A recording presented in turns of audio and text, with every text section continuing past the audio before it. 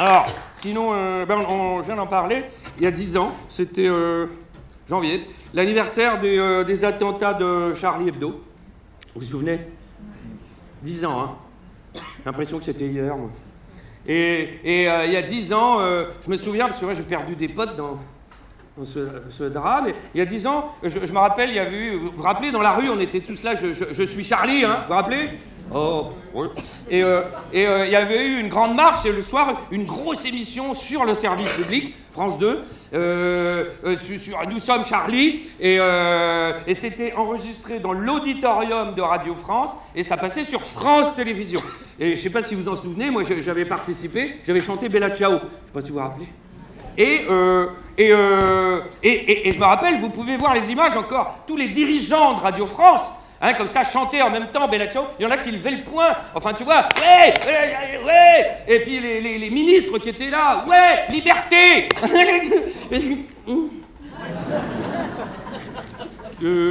Qu'est-ce qui nous est arrivé, là? Depuis la liberté d'expression, on a quand même pris un coup, hein. Pendant 10 ans, je ne sais pas si vous avez vu, qui ont suivi, elle a un peu diminué. Alors, c'est pas les terroristes qui l'ont attaqué, hein, c'est l'Empire du Bien, c'est nous, les moralistes, moralisateurs, curés de la pensée, comme ça. Parce que l'humour Charlie, souvenez-vous à l'époque, hein, qui était l'humour ciné, c'est pareil, hein, pour lequel des millions de personnes sont allées dans la rue. Nous sommes Charlie, vous vous rappelez, hein? L'humour Charlie, c'était ça et ça. Hein? Vous vous rappelez? Voilà, moi c'est toujours mon cas, sans concession, l'humour lucide, sévère mais juste, sans limite, sans sacré, évidemment, sans tabou. Voilà, et... Qu'est-ce qui nous est arrivé? J'ai l'impression, moi je résume ça en une phrase, j'ai l'impression qu'on s'est laissé enfermer dans l'esprit d'ouverture.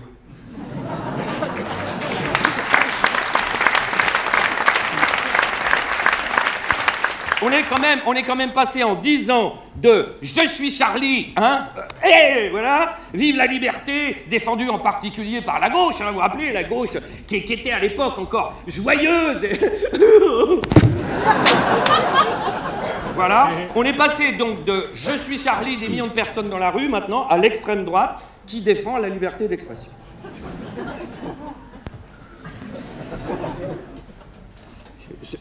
On ne va pas bien.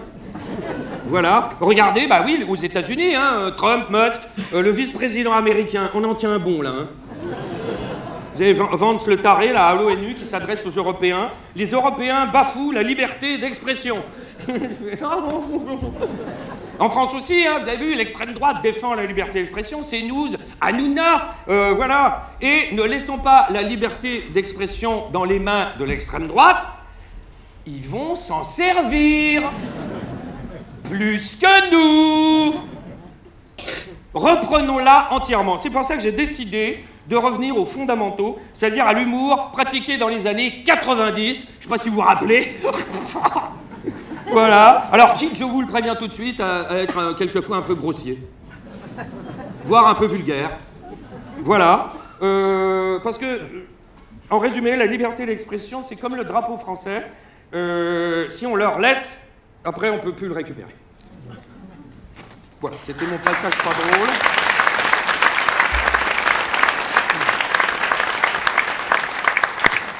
Et alors, non seulement ils ont kidnappé la liberté d'expression, mais maintenant, ce sont donc, depuis quelques jours, hein, des défenseurs de la démocratie. On en est marre, moi. Voilà, depuis que la blonde, la grosse blonde, là... je reviens à cet humour-là, hein, oui. J'attaque le physique. Voilà.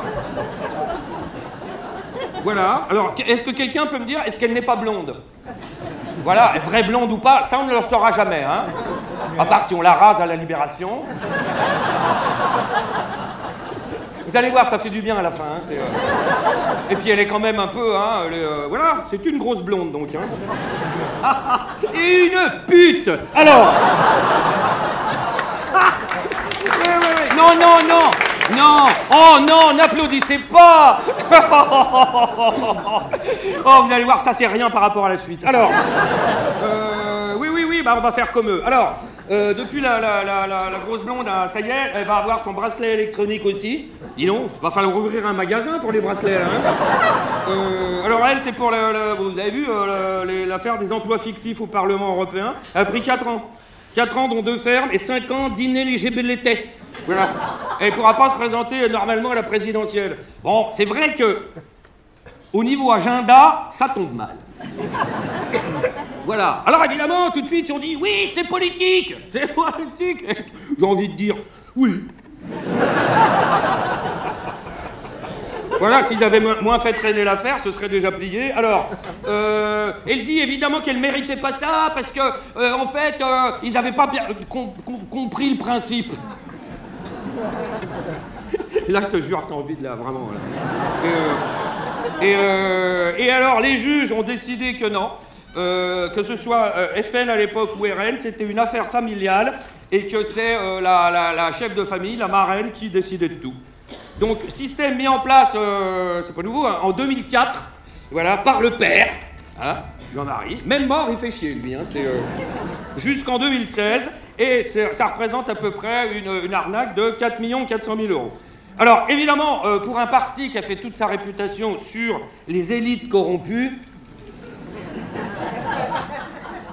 ça tombe mal. Voilà, alors, et derrière, vous avez vu, donc, victimisation, ils se sont mis à chialer partout, sur tous les médias, radio, télé, privé, public. Voilà, Marine Le Pen qui dit « La juge m'a éliminé !»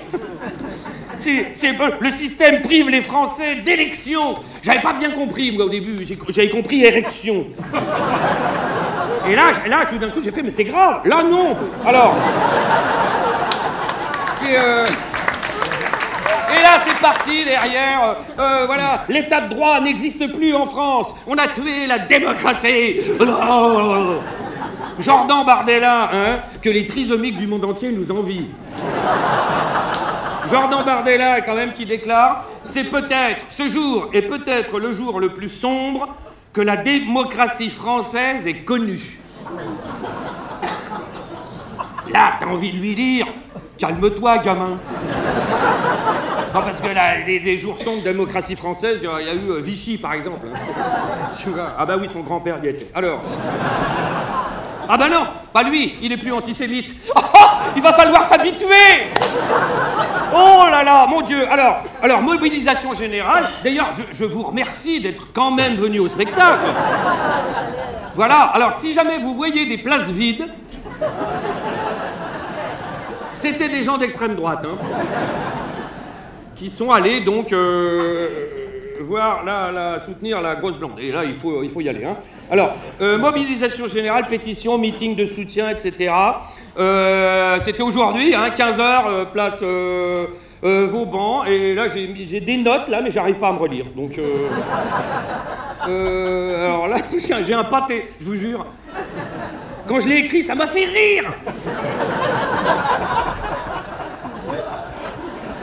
Et je n'arrive pas à me relire, hein, c'est con. Voilà, alors sinon, bon, tout ça pour dire que, heureusement quand même que l'extrême droite est là pour défendre la démocratie, on ne se rend pas compte de la chance qu'on a. Oh. Et voilà, Marine Le Pen qui a reçu le soutien, alors là, de Orban, vous avez vu, Musk, et Vladimir Poutine, qui dénonce, je cite, hein, dans l'affaire Le Pen, une violation des normes démocratiques. Et là, tu fais... C'est trop, là. C'est trop... Parce que lui, c'est vrai qu'au niveau des normes démocratiques, c'est un connaisseur. Hein, c'est un pro, lui. C'est Ligue des Champions, lui. Hein,